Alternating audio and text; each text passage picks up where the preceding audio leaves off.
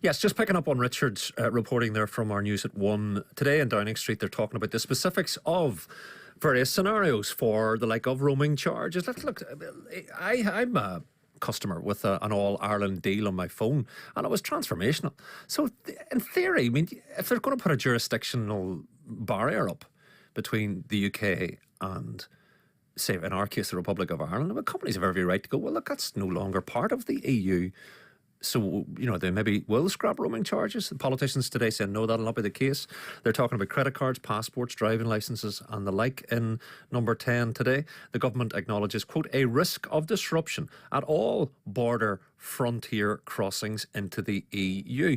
Just checking the detail today. Hauliers say that any kind of a check on both sides, for example, of the English Channel would add 45 minutes to the job. That's each lorry. The CBI say that 90% of all UK exports would face tariffs in a no-deal scenario. So, what would happen at Lifford, Strabane, Burnfoot, Buncrana Road if we get a no-deal Brexit? I mean, there are hundreds, thousands of you probably living in Derry, working in Donegal, working in Derry, schooling either side of the border. My own team is typical in that regard. I cross a great frontier every morning from the water side to the city side, and that's traumatic enough on occasion. Kevin Curran is with us. He's a professor of cybersecurity at the Ulster University. Kevin, good to see you. Good afternoon, Mark. This is day for you, broadcast-wise, Kevin. Yeah, look, I spoke to a businessman just before I came on air. I was just sharing with listeners. He says, do you know what? Nobody has a clue in terms of the practicalities. But at least, Kevin, they're starting to go, right, we need to think about credit cards, passports, driving licences, and the like. Do you see any fact in here? Do you see any sense of what it's going to be like? There's a concern because since June 2017, if you send a text, make a call or download data in a European country, it's the same as if you're at home. So there is no roaming charges. So the EU, under the digital single market policy, scrapped roaming charges, which really was useful. Shortly after that, I went to Germany to see Jenny Witt. Free internet, free calls on WhatsApp. Fantastic. Now, I had, for the previous 2 years, been with one operator, 3, and I didn't have any roaming charges. So I used to be in the United States and Spain. So it's not as if the EU forced it on all the operators, but some operators, obviously like 3, were doing this beforehand. Yes. So again, but now, the only thing we know with certainty is because after Brexit, these laws no longer apply. So operators could look to recoup what we call the wholesale charges, really, because they're faced with the cost when you're maybe in Vodafone in Italy. Of course, you're making a phone call. Obviously, your network back home could be Vodafone. Well, it could be O2 UK has to, the Vodafone in Italy are faced with the charge of routing your call, doing all the switching. Yeah. But of course, whenever, likewise, their customers are over in the UK and they're maybe on the O2 network again. So obviously, O2 are faced with that. So it's kind of swings and roundabouts. But again, we just see whether the UK mobile network operators, because now after Brexit, they're free to do this unless some kind of deal is reached. Well, there are businesses. There's money to be made here if they reintroduce roaming charges to the like of Donegal, Kevin. I mean, quite possibly. And the government are talking about maybe having a deal where they can, again, reinforce their own laws regulating roaming fees. But of course, the EU are saying that you can't just have some of these deals. You either take the whole deal or not. Mm-hmm. But in some ways, real. I do think the competition in the market will keep these guys honest, because if one operator is continuing to offer free roaming, the others can't really reintroduce it because really, people are going to move. And of course, then young people again are not taking out contracts like they used to. In fact, a lot of young people have phones and do not have any data on there, that they continually stick to Wi-Fi.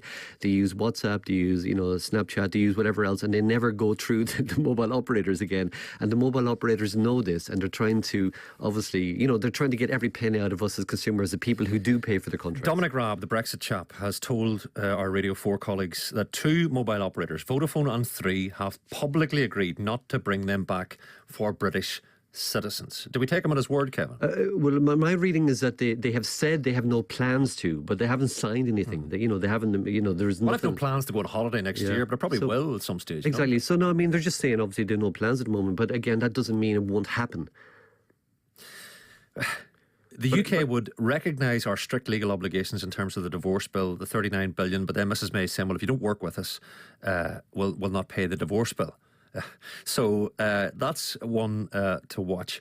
Kevin, just getting our heads around it, for hauliers and stuff, as I say, those practicalities of passports, and I don't think half the people know the crack just yet. So if you have an Irish passport and a British passport, are you going to be grand because you'll have both nationalities technically? I mean, you're a Galwegian working in the north, and I mean, these things, of course they matter. Oh, very much. I mean, especially, I do a lot of travelling. So again, I just haven't got around. I can't find an open Garda station to get my Irish passport application signed. But I know I'll be travelling with that quite a lot in the future, because I just know there's going to be complications when I travel abroad. So at the minute, do you travel on your British? I do, yeah. Because it was cheaper when I applied. So everybody, Good Friday Agreement, we're all entitled to both. Yes. So you need to get the Irish one to get you into Paris. I do, and I can't find a Garda station open. They're all being closed down. And every time I ring, there seems to be no one there. But again, what I will say, the network operators, whether they bring back roaming, they will find a way to recoup their costs. And in some ways, it's a little bit unfair, because I travel a lot, and the no roaming really helps me. But for people who don't travel, the cost has been passed on to them.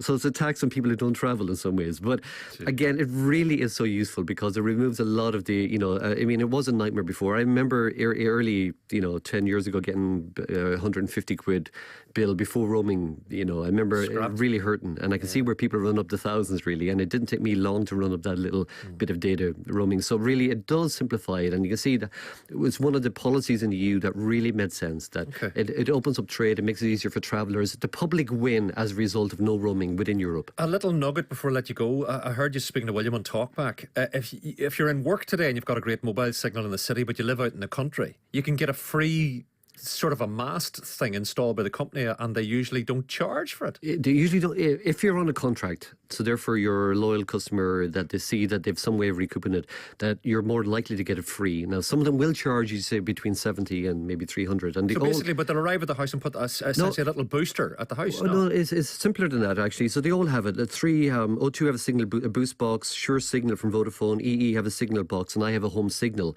It literally is a little box, a little bit like a Wi-Fi router. You plug it into your existing Wi-Fi routers, and they work in two ways. One of them is they route all your calls through the Wi-Fi. So literally you're talking to that little box, which doubles as a signal, and it does boost your signal. You will see your signal strength increase. So why don't you just make the boxes like that? And the other way is that sometimes they actually repeat a weak signal. They have two ways of working, but there is a cost. I mean, of course, and everything.